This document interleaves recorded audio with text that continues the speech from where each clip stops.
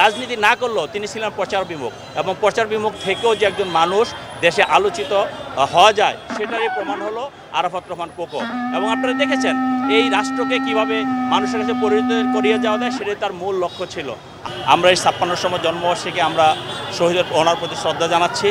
এবং আপনারা দেখেছেন একটি রাজনৈতিক পরিবারে জন্মগ্রহণ করেও যার ভিতরে রাজনীতির কোনো ছিটাফোঁটা এই ধরনের আচার আচরণ ছিল না। তিনি একজন সহজ সরল মানুষ ছিলেন এবং সমাজকে কিভাবে উন্নতির দিকে নিয়ে যাওয়া যায়, রাষ্ট্রকে কিভাবে উন্নতির দিকে নিয়ে যাওয়া হয় সেটাই ছিল তার মূল লক্ষ্য।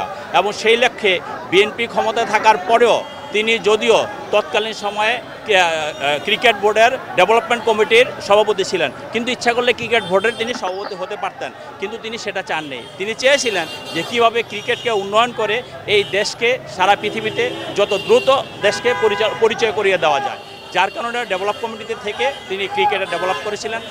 এবং আপনি দেখেছিলেন তিনি একটি ফার্স্ট প্রায়োরিটিতে কিছু প্লেয়ার সিলেকশন করেছিলেন, সেটা হলো হাই প্রোফাইল ইউনিট করে তিনি ক্রিকেটকে কীভাবে এগিয়ে নিয়ে যায় এবং তার ফলশ্রুতিতে সাকিব, মুশফিক, তামিমদের মতো প্লেয়াররা সেখানে জন্ম হয়েছে। তিনি কিন্তু দেশের কাজে নিজেকে নিয়োজিত করেছিলেন। রাজনীতি না করলেও তিনি ছিলেন প্রচার বিমুখ এবং প্রচার বিমুখ থেকেও যে একজন মানুষ দেশে আলোচিত হওয়া যায় সেটারই প্রমাণ হলো আরাফাত রহমান কোকো। এবং আপনারা দেখেছেন এই রাষ্ট্রকে কিভাবে মানুষের কাছে পরিণত করিয়ে যাওয়া যায় সেটাই তার মূল লক্ষ্য ছিল। আমরা বলতে চাই যে আরাফাত রহমান কোকোকে যেভাবে নির্যাতন করা হয়েছে, নিপীড়ন করা হয়েছে, যদি আজকে আরাফাত রহমান কোকো বেঁচে থাকতেন, এই আরাফাত রহমানের কোকোর সদিচ্ছাই কিন্তু বাংলাদেশের ক্রিকেটে টেস্ট স্ট্যাটাস পেয়েছে, আপনারা সবাই সেটা জানেন। তা আমরা বলতে চাই যে এই জিয়া পরিবারের একজন কর্মীকে, জিয়া পরিবারের একজন নেতাকে কিভাবে হত্যা করা যায়, কিভাবে ধ্বংস করা যায়, তার পূর্ব পরিকল্পনা ছিল তৎকালীন সময়ে যে 111 সরকার ছিল, তার সহযোগী ছিল খুনি হাসিনা, আজকে ফেসিবাদী হাসিনা।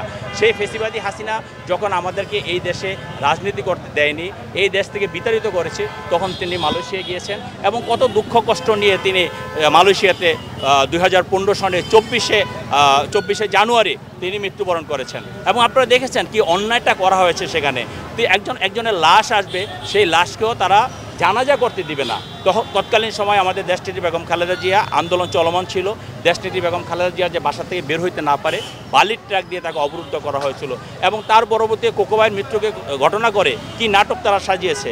এই খুনি হাসিনা তখন আমাদের অফিসে এসেছে, বিএনপির দেশনেত্রী বেগম খালেদা জিয়ার অফিসে এসেছে, কিন্তু দেশনেত্রী বেগম খালেদা জিয়া তখন অসুস্থ, সেটা জেনে সে ইচ্ছা করে সেখানে এসেছিল যাতে তিনি মানুষের কাছে একটা বাহাবা পায়। কিন্তু এদেশের মানুষ কিন্তু এত বোকা না। এদেশের মানুষ বোঝে যে তুমি নিজে হত্যা করেছো, হত্যাকারী আবার সহানুভূতির জন্য গিয়েছো, কিন্তু তোমার সেটা উদ্দেশ্য ছিল না। তোমার উদ্দেশ্য ছিল দেশবাসীকে কাছে বাহাবা নেওয়া। কাজেই সেটা মানুষ দেখেছে এবং তার বিচার কিন্তু দীর্ঘদিন ধরে এই যে পুঞ্জীবিত ক্ষোভ এবং আরাফাত রহমান কোকো যে কী পরিমাণে জনপ্রিয় ছিল, সেখানে বাইতুল মোকাররম যখন তার জানাজা করতে দিবে না, সেই জানাজায় গিয়ে কিন্তু আপনারা দেখেছেন, আপনারা সাংবাদিকরাই প্রচার করেছেন, শহীদ রাষ্ট্রপতি জিয়াউর রহমানের জানাজা বাংলাদেশের ইতিহাসের সবচেয়ে একটি বিরল ঘটনা এবং সবচেয়ে বড় জানাজা হয়েছিল।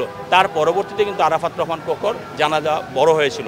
তা আমরা বলতে চাই জিয়া পরিবারের উপর মানুষের আস্থা আছে, বিশ্বাস আছে।